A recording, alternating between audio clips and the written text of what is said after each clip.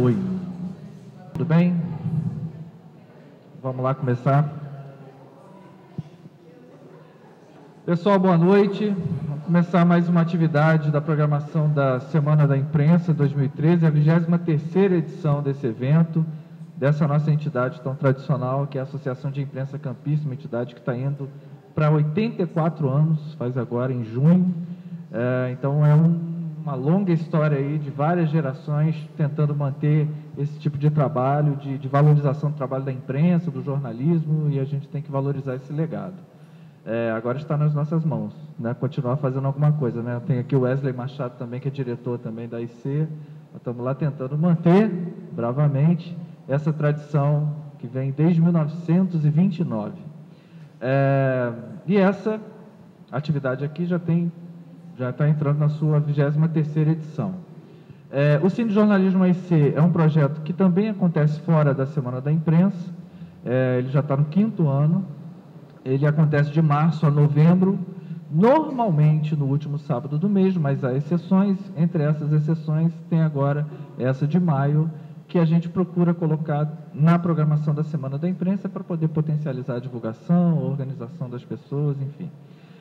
O filme que nós vamos ver hoje é Diário de um Jornalista Bêbado, baseado no livro de Hunter Thompson.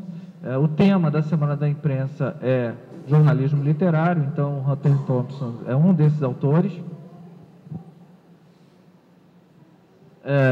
que é desse universo do jornalismo literário norte-americano.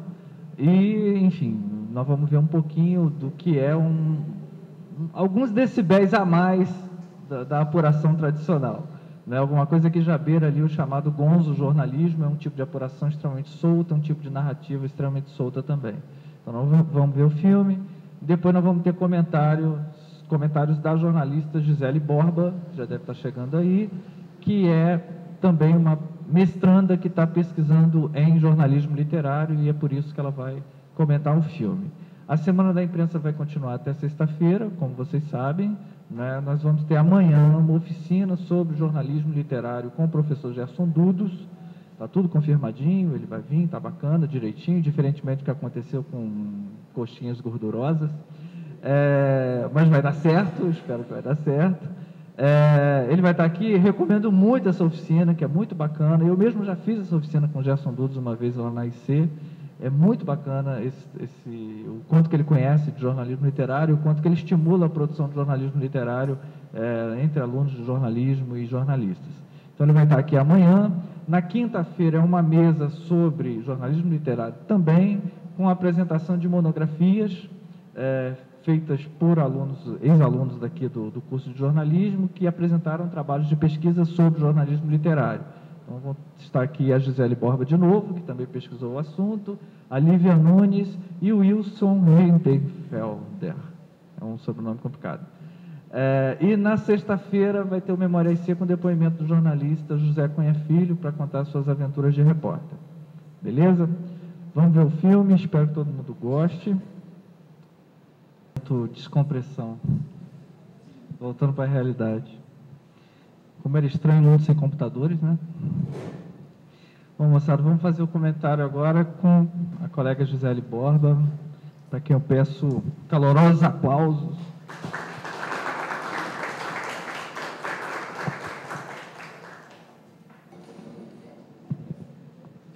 Sempre muito bom. Algumas caras conhecidas aqui, muito bom sempre a gente está conversando com colegas de profissão e com futuros colegas de profissão também.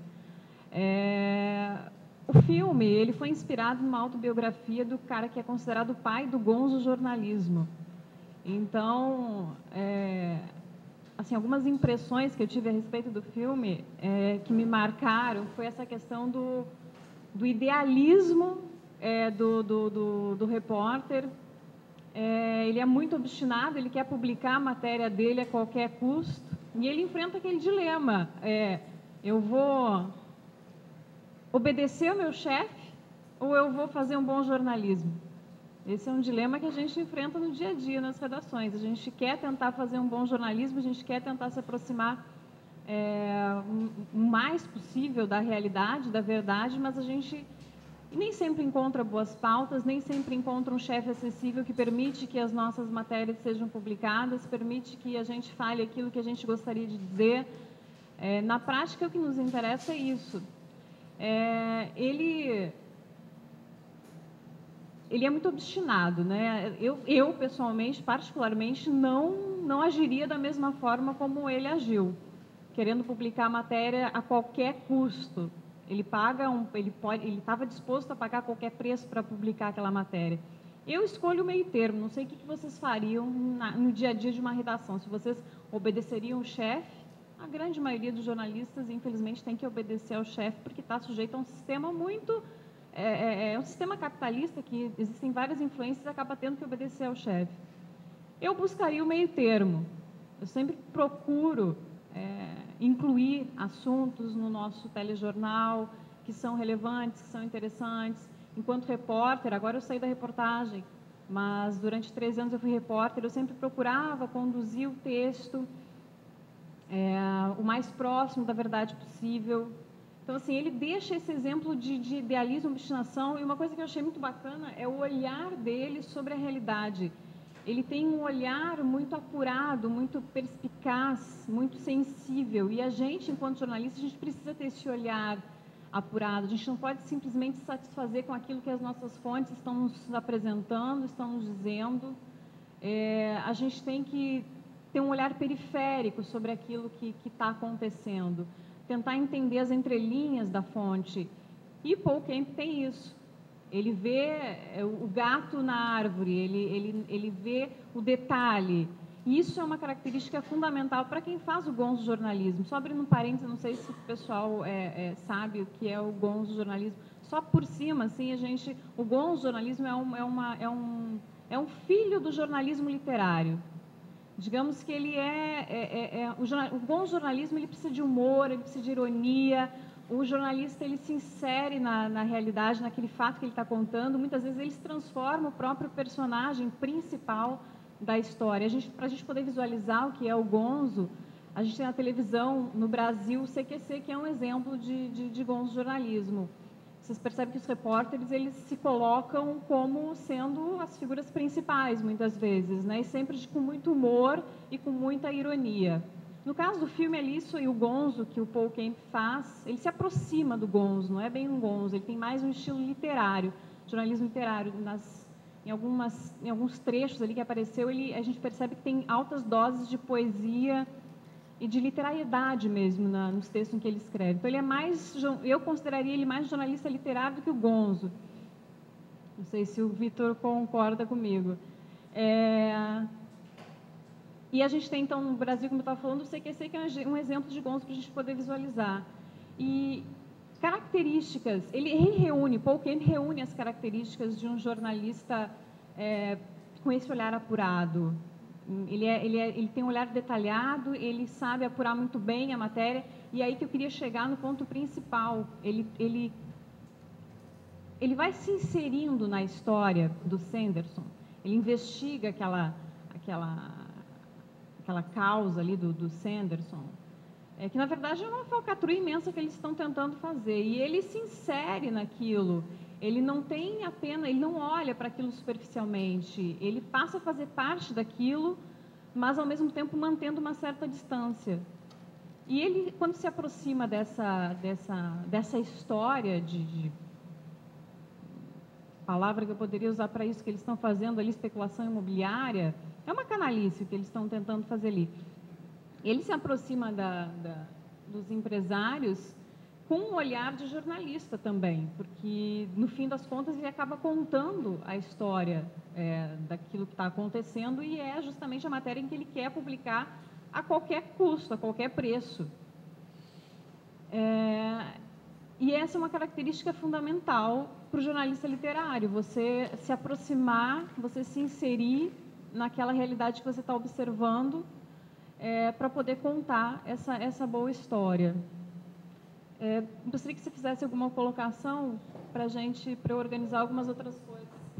Vamos bater um papo, porque o filme, assim, como é a proposta do cine jornalismo, a gente parte do filme para discutir várias questões acerca da profissão, né?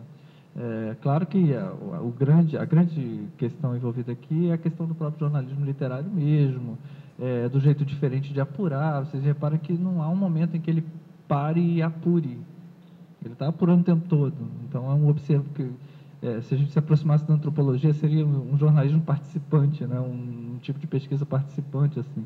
Então, tem várias questões assim que o filme possibilita para abordar também, além da própria questão do jornalismo literário, como essa questão ética e tal, e com relação às pautas também, né? O que é pauta do jornalismo literário, né? Parece que só os grandes repórteres, como que eles descobrem as grandes histórias, e parece que essas grandes histórias estão muito distantes de nós, e é impressionante a semelhança do caso que ele apura ali com um caso que está muito próximo de nós, né? Se a gente separar, se a gente tirar uma ilha e colocar uma área remota, se a gente tirar praias paradisíacas e colocar uma praia um pouco mais bravia, e se a gente tirar o hotel e colocar um porto, a gente vai ter uma história muito parecida. Então, tá muito perto de nós, né? E às vezes a gente vai se cegando para essas coisas. Então, assim, eu queria que você comentasse como que é no dia a dia de um repórter, no dia a dia do jornalista, um certo processo de criação de uma anestesia com relação à realidade, em que ele começa a não observar o próprio potencial de histórias que te cerca. Ele começa a achar tudo muito comum e perde aquela capacidade de estranhamento, né? Aquela capacidade de olhar para a realidade e estranhar o que está acontecendo. Essa rotina sufocante, né? Aquela produção da notícia assim, factual e tal.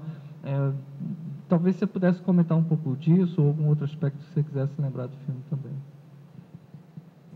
Então, a gente realmente entra... Eu tenho 13 anos de profissão, já tenho alguma experiência com telejornalismo, e essa rotina, ela nos anestesia. A linguagem do lead, sublead, ela nos anestesia. Essa rotina diária em que você precisa dar conta de fechar aquele jornal, você precisa dar conta de encher aquele buraco, principalmente no interior, não são as melhores matérias que entram no ar, a gente não tem essa liberdade de poder escolher quais são as melhores matérias para a gente poder veicular, a gente acaba precisando, em alguns momentos, desesperadamente, de uma matéria para fechar o buraco do jornal.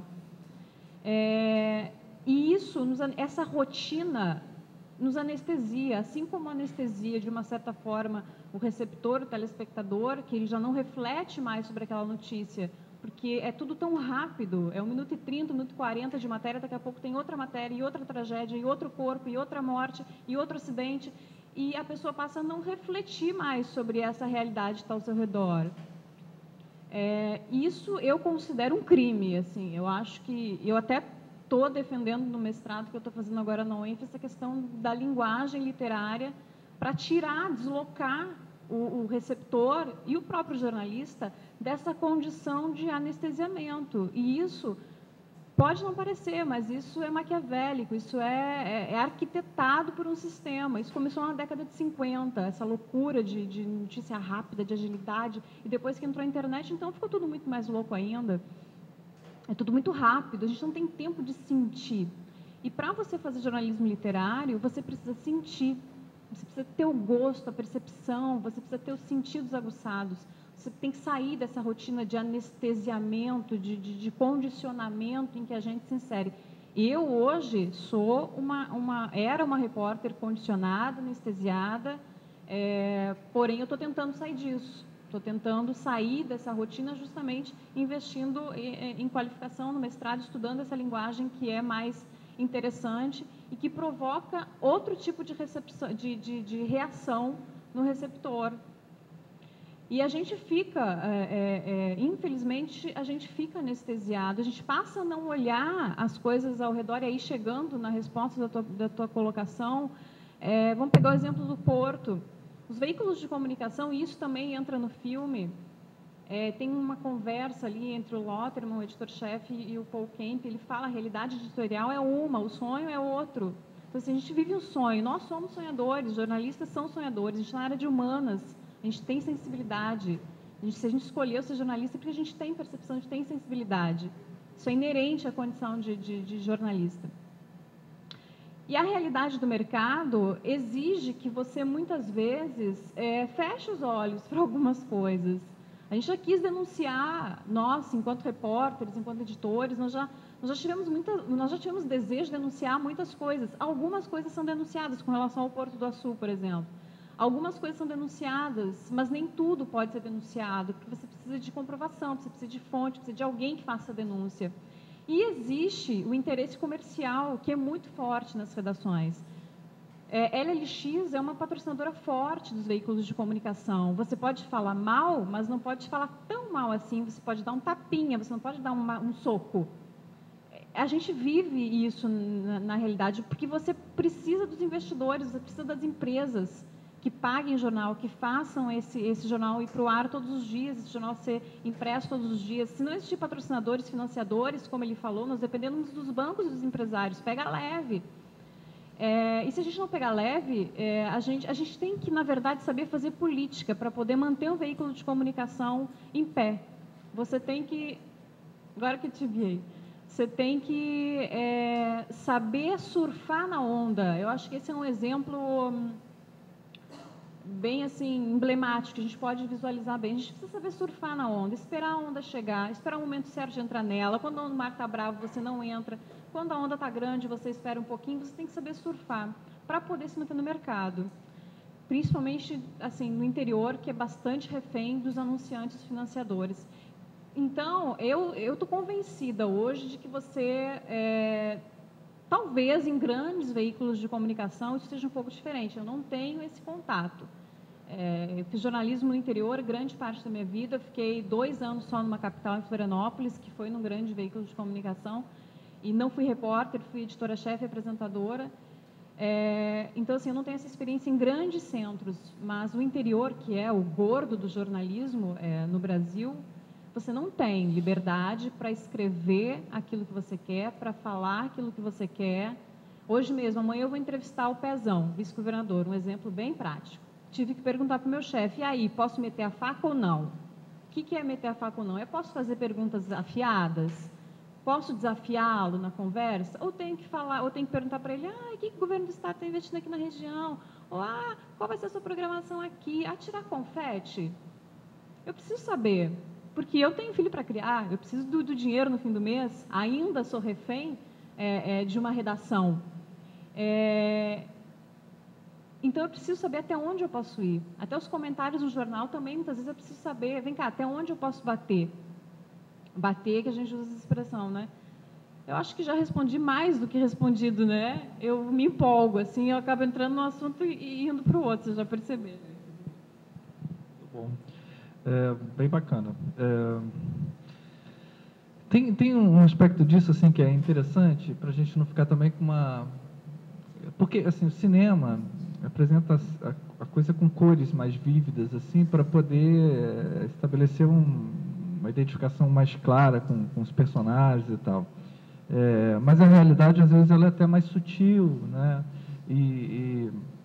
E aí você falou nessa questão assim, denunciar, mas também você precisa de um nível de comprovação maior, né? Não é assim, vou sair por aí denunciando todos os canalhas do mundo, como ele fala, simplesmente opinando sobre os canalhas do mundo, né? Você tem que ter um nível de apuração e houve um nível de sofisticação muito grande também do outro lado, e isso é uma coisa que o filme mostra um pouco do início disso, que é a profissionalização do discurso de relações públicas, ou seja, na verdade, o que você tem ali? Uma situação de um empresário cooptando um jornalista para ser relações públicas, que hoje a gente até considera com muita naturalidade esse tipo de função. Acho que hoje, até muitos jornalistas, relações públicas muito menos ainda, mas até muitos jornalistas não estranhariam tanto que um grande grupo empresarial que está investindo num hotel chamasse você. Acho que muitos jornalistas adorariam. Fosse na redação te buscar para ganhar uma grana, para escrever bem sobre o lugar, para poder sensibilizar a opinião pública de que aquilo ali tem um potencial turístico, de que aquilo ali vai ser um investimento bom para todo mundo. Quanta gente aqui já não viu matérias por aí falando também, né, maravilhas acerca dos grandes investimentos e dos empregos que geram e dessas coisas todas. Então, há uma certa profissionalização disso. No caso do filme, o repórter estranha, há um desconforto ético, ele se vê meio que envolvido numa situação, mas ele está desconfortável nesse papel o tempo todo e vai nesse desconforto até o final, até ficar explícita a opção que ele toma, né, de denunciar os canalhas do mundo, né? Mas hoje isso está muito mais diluído. Tem até uma pesquisa aqui em Brasília que chamou isso de jornalismo híbrido, porque lá também há muito esse papel, né, do jornalista que vai lá, vem cá, o jornalista que é assessor, o jornalista que está na redação, o jornalista que denuncia de acordo com as conveniências, enfim. Então, assim, esses limites estão muito mais difíceis de serem identificados, né? A gente não vê problema nenhum em jornalista trabalhar para os canalhas do mundo. A gente entende, já está achando até que é meio como advogado, até os canalhas merecem ter um advogado, até os canalhas merecem ter os seus jornalistas, né, que digam as suas verdades também, ou as suas versões do mundo. Então, assim, como é que você vê isso, da relação, daquela redação romântica, daquele jornalismo mais aguerrido, ou daquele jornalismo que entendia que o papel dele é denunciar os canalhas do mundo, com o mundo das relações públicas também, né? Até que ponto a gente não está se acomodando também no relacionamento com as próprias assessorias e o jornalismo não está muito refém das assessorias e desse mundo das relações públicas, dessa versão adocicada que as fontes, cada vez de modo mais profissional, tem ótimo. Hoje você tem muitos bons jornalistas empregados, né, fora das redações do que nas redações. Então, como é que você vê no dia a dia essa relação, né, da apuração na relação com a versão mais adocicada que as assessorias apresentam? Tem duas coisas bem importantes que a gente precisa lembrar quando a gente fala sobre esse assunto, é que assim, as redações, elas estão cada vez mais enxutas, né? Os salários são cada vez mais baixos, não cada vez mais baixos, mas os salários são baixos. No interior, os salários são baixos. Então, se forem começar no interior, visem uma capital para ganhar bem. Mas as redações são cada vez mais enxutas. E com menos gente fazendo jornalismo, vocês acabam ficando reféns cada vez mais das assessorias que ganham dinheiro para vender aquela imagem, aquela boa imagem dos seus clientes. E os assessores, existem ótimos assessores, entregam pautas praticamente prontas, muitas vezes com, inclusive, os personagens agendados. Quem já trabalhou na produção aqui sabe o quanto é difícil conseguir um personagem, conseguir determinada fonte. Muitos assessores já entregam esse pratinho pronto para você só comer. E lá faz a matéria em 15 minutos, meia hora, e volta correndo para a redação para entregar o teu texto. Então, as redações cada vez mais enxutas. Você acaba ficando refém das assessorias. Baixos salários. Assessores normalmente ganham um pouco melhor do que as redações pagam. Repito, de interior, né? Em capital, os repórteres ganham um pouco melhor. Também não é as mil maravilhas, não, mas ganham um pouco melhor. Então, esse é o início da construção dessa relação. É aí que começa, aí é o embrião. E com salários mais atraentes, é claro que os jornalistas acabam querendo, aqueles que não são tão idealistas e tão sonhadores como Paul Kemp, acabam sendo seduzidos por salários maiores, né? Bacana, vamos pensando em perguntas aí, moçada. Para a Gisele, comentários sobre o filme também. Vamos lá. Enquanto o pessoal está pensando, só mais uma questão assim para bater bola com você. Primeiro, eu sei que você vai falar mais sobre isso na quinta, sobre essa questão do projeto e o que você está pensando para o mestrado na área de jornalismo literário, né? Você está pensando em verificar a viabilidade de jornalismo literário no interior, em veículos para a TV ou no interior? O que você está pensando em pesquisar? Assim, o projeto já está bem encaminhado, já foi aprovado pelo meu orientador, é a pesquisa sobre linguagem, justamente porque eu percebo o perigo dessa linguagem rápida, do lead sub-lead, essa linguagem que anestesia, que condiciona, que te deixa naquela rotina em que você não percebe o que está além. É esse condicionamento que eu quero provar com a pesquisa, que existe esse condicionamento, que a pessoa já não reflete mais sobre as realidades e por meio da linguagem literária, por ser a arte da palavra escrita, a literatura, E no momento em que jornalismo e literatura se tornam híbridos e formam jornalismo literário, essa linguagem poderia, então, criar esse deslocamento do receptor? Será que ele passaria a ser um receptor que reflete mais a realidade ao seu redor, a partir da linguagem literária, aplicada num veículo de comunicação? E para isso a gente vai fazer a comparação, a gente vai apresentar para um grupo focal uma matéria em formato tradicional, na linguagem tradicional do lead sub-lead, e a mesma notícia na linguagem literária. A gente vai medir o quanto o receptor apreendeu dessa notícia, o quanto ele vai conseguir refletir sobre aquilo. É basicamente essa a linha de pesquisa. Entendi. Perguntas? Perguntas? Perguntas? Perguntas onde estão os repórteres do curso de jornalismo. É impressionante.